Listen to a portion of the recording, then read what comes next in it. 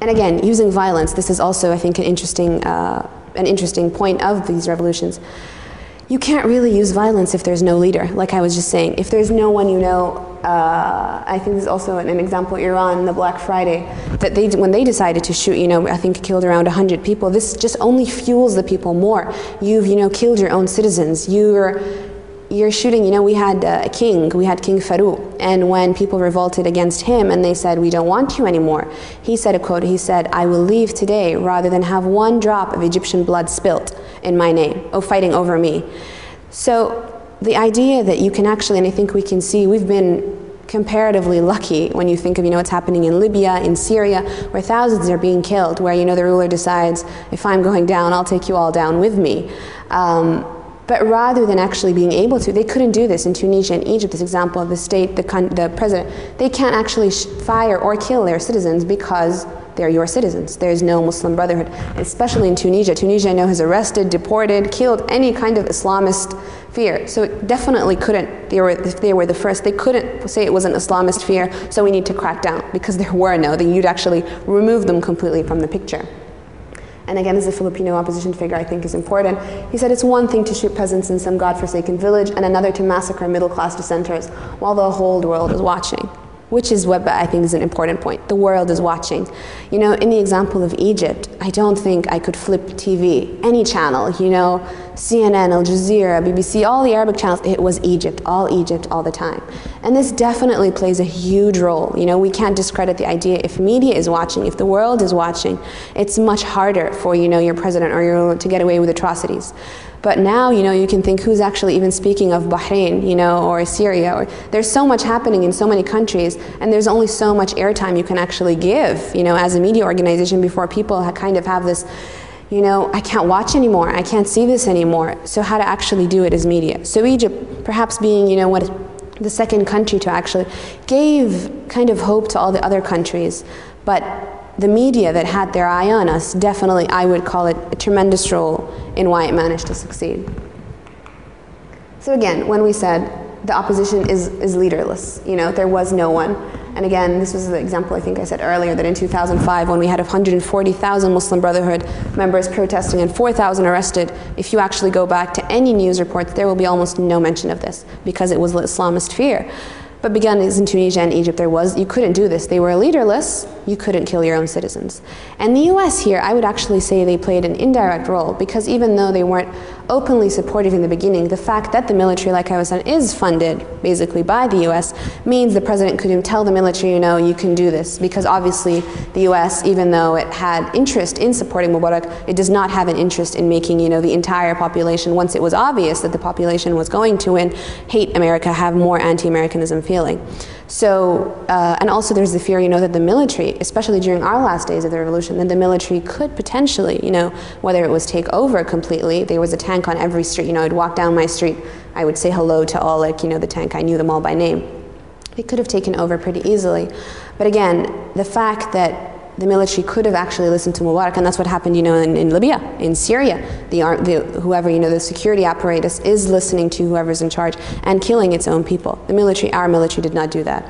I know Egyptians actually know we're loving, there's a lot of tension now, but the military for us is always completely different than state security, because the military, whether it was the wars before, they have very much a lot of goodwill towards them. So when actually the tanks started rolling into the street, people started greeting them, it wasn't like, oh, the military sent the military force, it was like, oh, look, the military, hi, can I take a picture next to you, here, hold my kid, it was very much a welcome to the military.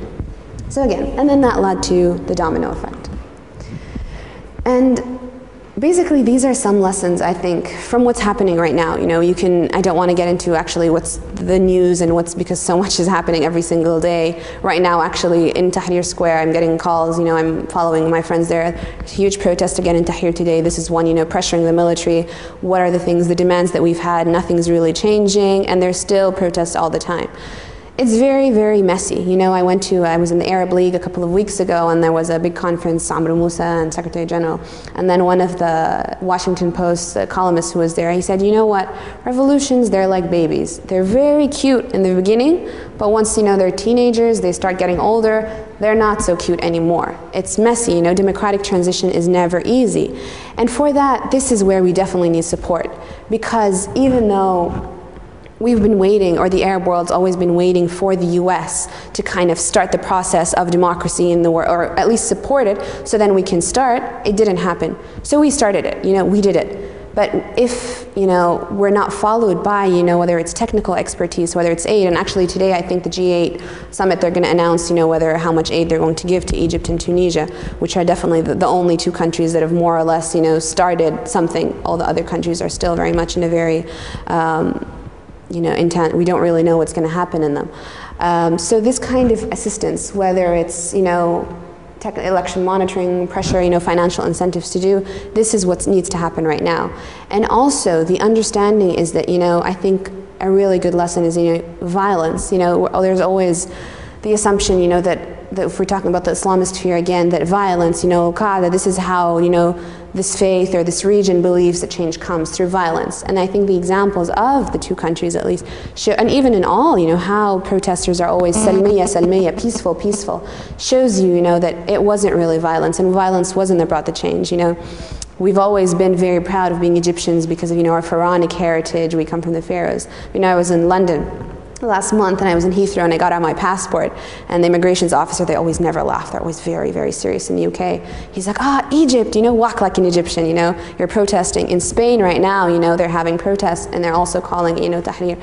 We've set a precedent for the rest of the world, shown an example of, you know, what true, you know, Gandhi, when it was saying, you know, first they ignore, they laugh at you, they ignore you, then they fight you, then you win. And we've actually, you know, even perhaps done more than that. We've shown that, you know, civil disobedience, or the way we've gone about it, was incredible. And the experience in Tahrir Square, this is the video I'll show you just to end with. It's a very small video showing you just some of the emotions and the feelings and the solidarity and the unity between, you know, that we're all Egyptians, we're all Arabs, we're all human beings, you know, this shared sense of we've seen what we can do, you know. I don't think Egypt can ever go back, no matter how hard things may be, economically, politically, socially, in the next period. Egyptians saw a glimpse, you know, of what they can do, what they can accomplish. The sense of apathy that we're powerless, that we've always been, you know, under someone's thumb, that we are always going to live, you know, oppressed, or as people who don't have freedom to make up their own minds. This is gone, you know. You can't go back after you've seen the light. You know, if anyone studied Plato's cave, you know, the theory of philosophy, that once you go out, you see the light, you can't go back, because you've seen what it could be like. And this is actually a very famous poem that started being circulated after what happened in Tunisia by Abu al-Qasim Abu Shabi. And he says, if the people decide to live, fate is destined to respond to their call, and night is destined to fold, and the chains are certain to be broken. And he who was not embraced by the love of life will evaporate in its atmosphere and disappear. Obviously in Arabic it's much more powerful, but I think it was very, it's very, you know, the fact that it was a Tunisian poem and that was happened in Tunisia is kind of interesting. So I have a small video to show you. This is Tahrir Square, you know, this is how it kind of looked like from, you know, I've been on Hajj, which is the Muslim pilgrimage to Mecca, where you go and, you know, you have maybe 2-3 million Muslims from all around the world. They're all, you know, dressed the same. Everyone is there for the purpose. You know, you're just all there. We're all the same. It doesn't matter, you know, if you drive a Ferrari or you don't even have a house, or if you're poor or rich. Men are all wearing the same. There's this, it's the most incredible feeling of, you know, it doesn't matter what color you are, it doesn't matter what nationality you are. All that matters is you're all there for one purpose. And it's beautiful. And I can actually say that, you know, in Tahrir, really all the barriers were broken. You know, it wasn't anymore, like I was saying, Egypt was such a very segmented, you know, stratified society, and all these barriers broke. You know, you could be sitting down and then have someone who, you know, who would be usually trying to sell you flowers, you know, at the side of the road, eating a sandwich, taking a bite, giving it to the person next to you, and sharing. You know, the bathrooms. You know, there was a kindergarten. There was people split themselves into a committee to greet you, a committee to search you. There was an artist corner, a graffiti corner.